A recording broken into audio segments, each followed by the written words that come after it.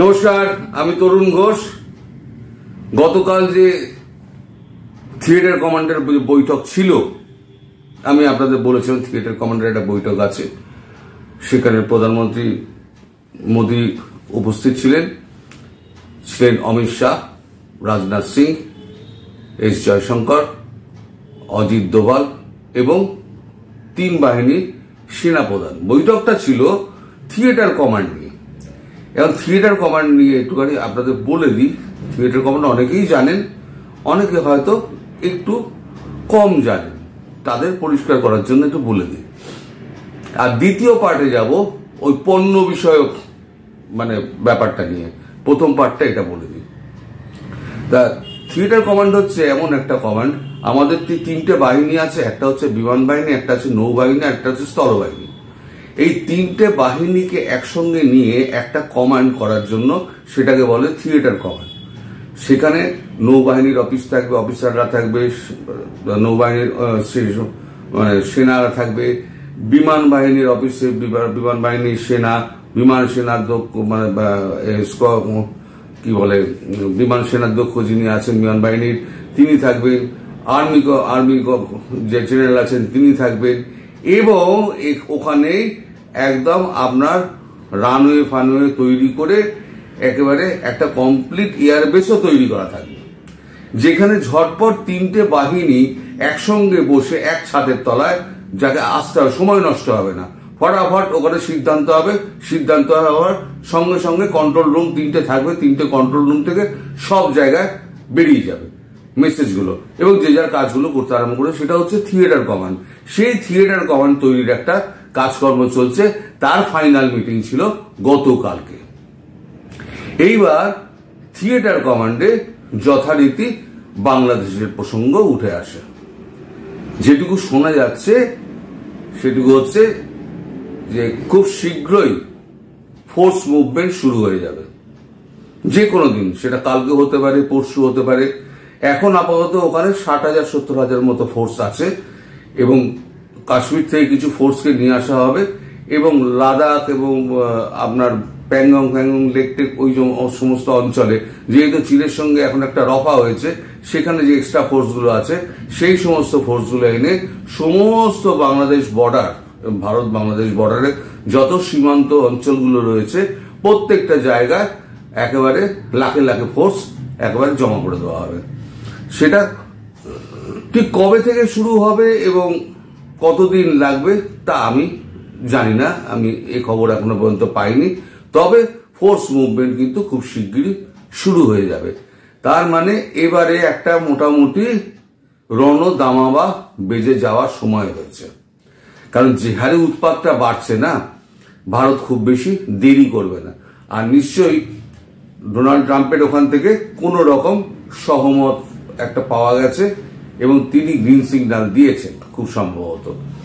আর European ইউনিয়নে মোটামুটি সবাই ভারতবর্ষের পাশে আছে।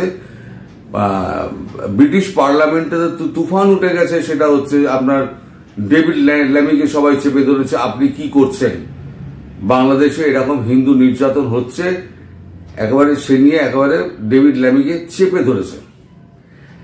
আমেরিকার তো এখন তো পালা বদলের সময় চলছে, তাই আমেরিকা এই জিনিসগুলো নিয়ে না। তারা এখন যারা ক্ষমতাসীন দল আছে ডেমোক্রেট, তারা এখন বাকি যে কাজটুকু আছে ডিপ স্টেটের এই চারদিকে ঝামেলা পাকানো, সেই কাজটুকু মেটানোর দিকে তারা ব্যস্ত। তারা এই বাংলাদেশের মধ্যেও তারা রয়েছে, ফলে তারা যাওয়ার আগে বাংলাদেশকে শেষ কামড়টা যেটা বলেছি দিয়ে যাবে, অস্থির করে দিয়ে যাবে। বাংলাদেশের পরিবর্তিত পরিস্থিতির উপর নির্ভর করে এখন বাংলাদেশ যত বর্ডার যতগুলো আছে সেই সমস্ত জায়গাতে বিএসএফ রয়েছে, তাছাড়া সেনা মোতায়েন করে সমস্ত বর্ডারটাকে সিল করে দেওয়া হচ্ছে, এবং কিছু আপনার যে সমস্ত মণিপুরে যে সমস্ত আমাদের মিসাইল ফিসাইলগুলো ছিল, সেই সমস্ত মিসাইলগুলোকে একটু ট্যাকটিক্যালি একটুখানি এদিক ওদিক করা হওয়ার কথা চিন্তা ভাবনা করা হচ্ছে। কারণ মিসাইল খুব একটা নড়তে চড়তে হয় না, ও একটা রেঞ্জ ঠিক করে দিতে হয়, যেখান থেকেই মারুন না কেন ও রেঞ্জের মধ্যে গিয়ে ও ঠিক আঘাত করে নেবে। তার জন্য মিসাইলকে ঘাড়ে করে নিয়ে গিয়ে বর্ডারে সেট করতে হবে এমন কোনো ব্যাপার কিন্তু নেই। ওখানে মণিপুরের অবস্থা দেখে ওইগুলোকে ওখানে সেট করা হয়েছিল, কিন্তু এখন ওখানে মণিপুরের অবস্থা কিছুটা শান্ত, তাই ওখান থেকে হয়তো একটু পজিশন হয়তো চেঞ্জ করে এদিক ওদিক করা হবে, না মুখ টুকগুলো হয়তো চেঞ্জ করা হতে পারে। এই হচ্ছে আপাতত খবর, সেটা হচ্ছে আর্মি ফোর্স মুভমেন্ট নিয়ে। আচ্ছা, এবার আসুন আসামের তেজগাঁও রয়েছে, এয়ারবেস রয়েছে, সেখানে আরো এক স্কোয়াড্রন আপনার রাফেল আপনার ওখানে পাঠিয়ে দেওয়া হচ্ছে। জয়পুর থেকে তুলে এনে এক স্কোয়াড্রন আরো যোগ করে দেওয়া হচ্ছে। আমাদের ওখানে এক স্কোয়াড্রন রয়েছে, আরো এক স্কোয়াড্রন রাফেল এনে দেওয়া হচ্ছে আপনার আসামের তেজপুরে। তো হয়ে গেল বিমান বাহিনী, হয়ে গেল স্থলবাহিনী। এবার নৌবাহিনীর সঙ্গে কি কথাবার্তা হয়েছে সেটা কিন্তু আমি বলতে পারবো না, আমি জানি না, আমি ওটা খবর পাইনি। যিনি আমায় বলেছেন তিনি ওইটা এখনো জানেন না, তার সঙ্গে কি কথাবার্তা হয়েছে, ফলে আমি বলতে পারবো না এই ব্যাপারে। তো এই হলো ফোর্স মুভমেন্ট। তাহলে হলো গিয়ে আমি যেটা বলছিলাম, রণদামামা মোটামুটি বাংলাদেশ বাজিয়ে দিয়েছে। এবার ভারত তার সুরক্ষার জন্য যা যা ব্যবস্থা করা সেই ব্যবস্থাগুলো করছে, ধীরে ধীরে ধীরে ধীরে আমরা করে ফেলে দেবে। আর দ্বিতীয় হচ্ছে, এবার আসুন পণ্যের দিকে। আমাদের এই 24 টেলিভিশন বলে একটা টেলিভিশন আছে, সেখানে তার আমাদের কলকাতার পশ্চিমবঙ্গের এক প্রতিনিধিকে ধরা হয়েছিল। তিনি মানে যে খবরটা দিচ্ছেন, খবরটা বাংলার মানুষ বাংলাদেশের মানুষকে বিভ্রান্ত করার জন্য খবরটা দিচ্ছেন। খবরটা উনি যেটা বলছেন, ওনার বক্তব্য সেটা হচ্ছে যে বিজেপি অবরোধ করতে চাইলো, বিজেপি যদি অবরোধ করেও তাহলে তৃণমূল বাধা দেবে। এরা ইন্টারনাল পলিটিক্সটা, ভারতের পলিটিক্সটাই জানে না। ভারতের পলিটিক্সটা হচ্ছে আমি আমার মধ্যে দেশের মধ্যে খেয়েই করব, কিন্তু বিদেশে শক্তি যখন আমার উপরে চড়া হবে তখন আমরা সব এক। আর এই যে তৃণমূল কর্মী যারা চড়া হয়ে বলছেন, সেই তৃণমূল কর্মীরাই তো খেপে রয়েছে। সেই তৃণমূল কর্মীরাই তো বলছে এবার আমরা ঢুকলে পরে মারবো। তাহলে কে কাকে বাধা দেবে? যারা বাধা দেবে বলছে সেই অংশটা গিয়ে তো ওদের সঙ্গেই চলে যাবে। ফলে এই যে খবরটা ভ্রান্ত করার জন্য মানুষকে, যে একটা বাজে খবর যেটা রটানো হচ্ছে টিভি 24-এর লোগো দিয়ে, আমি পুরো নামটা জানি না, তারা এই খবরটা প্রচার করেছে। ফলে এই খবরটা নিয়ে কিন্তু আপনারা বিভ্রান্ত হবেন না। আপনারা কেউ বর্ডারের ধারে কাছে এসে কিন্তু আপনারা কখনো মনে করবেন না যে এই বর্ডার খালি হয়ে গেছে, তৃণমূল বর্ডার খালি করে দিচ্ছে, তাহলে পরে আমরা বর্ডার পেরিয়ে চলে যাব, তাহলে আপনারা বিপদে পড়বেন। বর্ডারের ধারে কাছে আপনারা আসবেন না, ঠিক এই মুহূর্তে তো আসবেনই না। এখন উত্তেজনা প্রবল হয়ে রয়েছে। মানুষ কিন্তু, পশ্চিমবঙ্গের মানুষ কিন্তু ফুটছে। সেই বিজেপি বলুন, কংগ্রেস বলুন, সিপিএম বলুন, সাধারণ মানুষ বলুন, সবাই কিন্তু বাংলাদেশের এই আচরণে কিন্তু ভেতরে ভেতরে ফুটছে। মানে বাংলাদেশি এখন তো আপনার কোনো পেশেন্টও আসতে পারবেন না। যদি কোনো ইমার্জেন্সি হয় তাহলে পরে অন্য দেশে আপনাদের যেতে হবে, এই দেশে আপনাদের ঠাঁই হবে না। আর পণ্য যেটা ব্যাপারটা হয়েছে, পণ্য বিভিন্ন এই প্রদেশগুলোকে জানিয়ে দেওয়া হয়েছে। আমাদের যত আপনার প্রদেশগুলো রয়েছে, স্টেটগুলো রয়েছে, সেই স্টেটগুলোতে জানিয়ে দেওয়া হয়েছে তারা যেন পণ্য না পাঠায়। যদি পণ্য পাঠায় তাহলে সেই পণ্য কিন্তু রাস্তায় পৌঁছে যাবে, কারণ ভারতবর্ষ সেই পণ্য ওখানে ঢুকতে দেবে না। ভারতবর্ষ ঢুকতে দেবে না কি ভারতবর্ষে বিজেপি ঢুকতে দেবে না সেটা আলাদা কথা। আর একটা কথা জেনে রাখুন, সেটা হচ্ছে ওইখানে বলা হচ্ছে বিজেপি শুভেন্দু অধিকারীর সঙ্গে বিজেপি কেন্দ্রীয় নেতৃত্বের সঙ্গে সম্পর্ক ভালো নয়। কথাটা একেবারে উল্টো। শুভেন্দু অধিকারীর সঙ্গে বিজেপির কেন্দ্রীয় নেতৃত্ব এবং বিশ্ব হিন্দু পরিষদের কিন্তু খুব ভালো সম্পর্ক, ভীষণ ভালো সম্পর্ক। এবং শুভেন্দুকে নিয়ে এসে এইখানে তোলার পেছনে যিনি রয়েছেন তিনি হচ্ছেন স্বয়ং প্রধানমন্ত্রী নরেন্দ্র মোদী। ফলে শুভেন্দু যে ওয়েটেজটা পায়, শুভেন্দু, সুকান্ত মজুমদার, তারা যে ওয়েটেজটা পায় ওয়েস্ট বেঙ্গল থেকে, এই ওয়েটেজটা অন্য কোন স্টেটের মানে এমএলএরা পান না। উনি এমপি উনি হতে চাননি বলে, নইলে উনি এমপি হতেই পারতেন। ওনাকে অফার করা হয়েছিল, উনি বলেছেন না আমি স্টেটের বিজেপিকে আমি শক্তিশালী করব, আমি কেন্দ্রে চলে গেলে স্টেট বিজেপি আমার হালকা হয়ে যাবে। ফলে প্রধানমন্ত্রী ওনাকে আর কোনো জোরাজুরি করেনি। এমপি হলেই যে তার কথা সব চলবে, এমএলএ থাকলে তার কথা হবে না, এরকম কিন্তু আমাদের এখানকার রাজনীতি, আমাদের এখানকার সেটা নয়।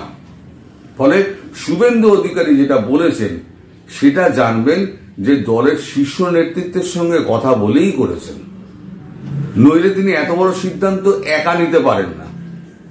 যে একটা দেশে আমি মাল ঢুকতে দেব না, এই সিদ্ধান্তটা কিন্তু অনেক বড় সিদ্ধান্ত। আপাতদৃষ্টিতে হয়তো মনে হচ্ছে ছোট সিদ্ধান্ত, সিদ্ধান্তটা অনেক বড়। কারণ এর উপরে নির্ভর করছে বিদেশি আপনার বাণিজ্য। তাহলে বিদেশি বাণিজ্য ক্ষতি হওয়ার সম্ভাবনা আছে, তাই তো হয় কিনা? তাহলে একজন এমএলএ এর একটা স্টেটমেন্ট একটা দেশের বাণিজ্যের উপরে কতটা প্রভাব ফেলতে পারে সেটা আপনারা নিশ্চয়ই আন্দাজ করতে পারছেন। ফলে যারা বলে বেড়াচ্ছেন যে শুভেন্দু অধিকারী এই কথাটা বলেছেন, নিজে থেকে বলেছেন এবং ওটা কোনো কাজ হবে না, এর পেছনে আমাদের কেন্দ্রীয় নেতৃত্বে কোনো সাই নেই, তার সঙ্গে বনিবনা নেই, এগুলো একদম ভ্রান্ত কথা।